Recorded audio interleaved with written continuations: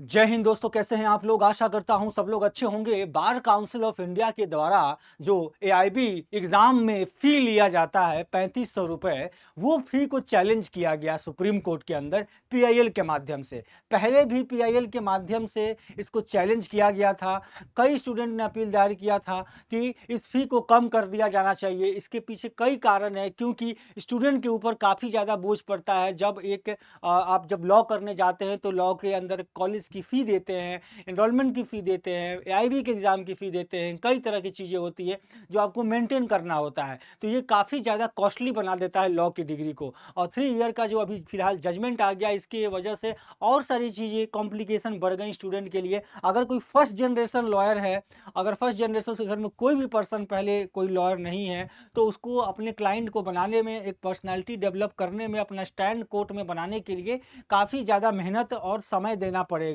तो ये सारी चीज़ें कहीं न कहीं इस चीज़ों को कॉम्प्लिकेटेड बना रही है। तो सुप्रीम कोर्ट ने कि में जो पीआईएल दायर किया गया, इसके ऊपर सुप्रीम कोर्ट में सुनवाई हुई। उस सुनवाई के दौरान सुप्रीम कोर्ट ने बार काउंसिल ऑफ इंडिया से क्या कहा है, इसको आज हम लोग इस पूरे वीडियो में समझेंगे। साथ में हम लोग ये भी देखेंगे कि कितना कॉस्ट पड़ रहा है बीए एलएलबी एलएलबी करने के दौरान आपको एक डिग्री लेने में और लॉयर बनने के तक जाकर। तो अगर आप देखेंगे, सबसे पहली चीज़ अगर हम लोग देखें, तो अगर कोई भी स्टूडेंट अगर बीए एलएलबी कर रहा है या फिर आप एलएलबी कर रहे हैं, तो ये दोनों ही केस में आपको कोई ना कोई कॉलेज में आप एडमिशन ले रहे हैं, या तो आप प्राइवेट में एडमिशन ले रहे हैं प्राइवेट कॉलेजेस में, या फिर आप गवर्नमेंट कॉलेज में आपकी एडमिशन हो रही है। प्राइवेट गवर्नमेंट के दौरान आपको स्टडी का कॉस्ट देना हो रहा है, स्टडी का कॉस्ट, इसके साथ आपको एकोमोडेशन का कॉस्ट आपका लग रहा है। ठीक है, ये सारी चीज़ें लग रही हैं। एक तरीके से देखा जाए तो मिडिल क्लास के लिए कम से कम 5 से 10 लाख रुपए का एक्सपेंस यहाँ पे आपका लग जाता है। अगर आप और थोड़े से अगर कम फी वाले कॉलेज में जाएंगे, फिर भी 5 लाख तक लग जाता है। अगर आप 5 साल का डिग्री ले रहे हैं तो 5 साल आपको लग रहा है, तो 3 साल अगर आपको लग रहा है तो थोड़ा सा कॉस्ट इसमें कम हो सकता है। खैर, यहाँ के आने के बाद आपका जो सिचुएशन होता है, सबसे पहले आप स्टेट बार काउंसिल में जाते हैं। स्टेट बार काउंसिल के पास आप जाते हैं और वहाँ पे आप इनरोलमेंट फ़ी देते हैं। इनरोलमेंट फ़ी देते हैं, आपको याद होगा इनरोलमेंट फ़ी 750 रुपये करने को लेकर मामले कई दिनों से चल रहे हैं, ये फिक्स करने के लिए।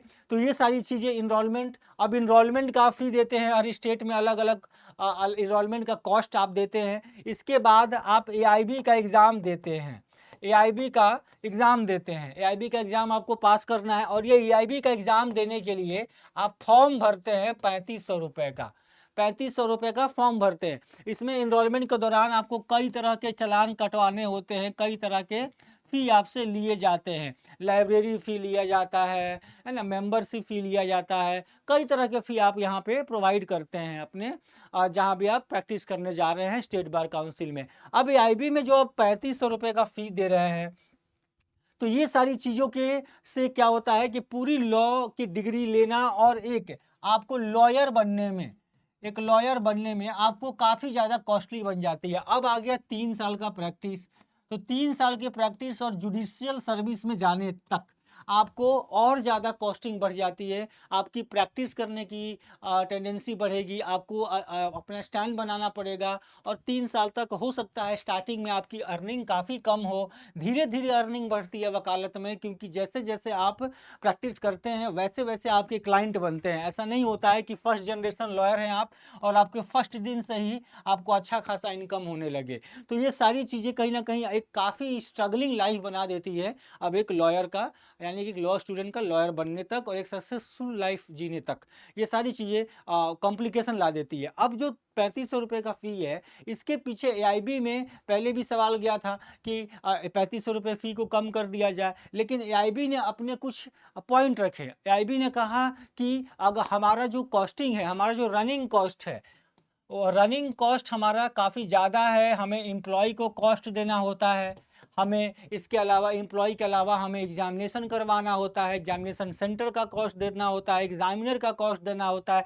तो तमाम तरह के जो कॉस्टिंग है वो एआईबी ने पिछले दलील में बताया था। अब फिर से सुप्रीम कोर्ट ने जवाब मांगा है, तो फिर से सुप्रीम कोर्ट ने जब जवाब मांगा है तो फिर से क्या रिप्लाई आता है इस चीज़ को देखेंगे। आप लोग जुडिशरी की तैयारी कर रहे हैं तो मेरे साथ ये टेलीग्राम चैनल है चंदन सर टेक्स्ट बुक, यहाँ पे मैं अभी उत्तराखंड पढ़ा रहा हूँ, तो आप मुझसे ज्वाइन कर सकते हैं। और कोई भी सवाल आपका अगर कोई क्वेश्चन फंसता है तो आप यहाँ मुझे व्हाट्सएप के ऊपर मैसेज भेज सकते हैं, क्वेश्चन को भेज सकते हैं, मैं उसका जवाब आपको दूंगा।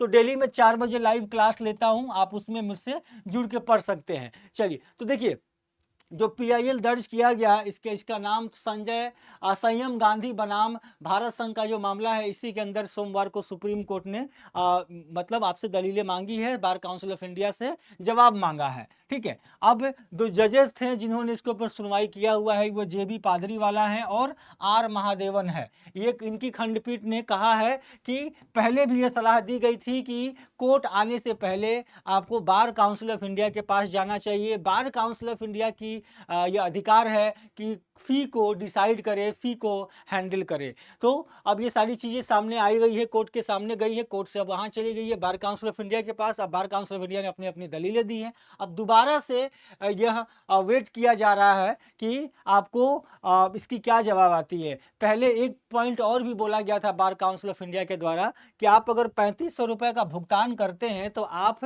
3.5 लाख रुपए कमाना भी शुरू कर दिया जाएगा। अब देखिए, ये सारा जो पॉइंट है ये कहीं ना कहीं एक हाइपोथेसिस पॉइंट हो गया कि आप अगर हर लॉयर जो एआईबी क्वालिफाई करता है, कोर्ट के अंदर प्रैक्टिस चालू करता है, तो 3.5 लाख रुपए पहुंचने में कहीं ना कहीं उसको काफ़ी समय देना पड़ेगा स्टार्टिंग से। क्योंकि देखिए, प्रैक्टिस क्या है, आप अगर लॉयर बन रहे हैं, प्रैक्टिस आपकी तभी बहुत ज़्यादा जितना ज़्यादा पुराना होंगे उतना ज़्यादा आपकी प्रैक्टिस मजबूत होगी।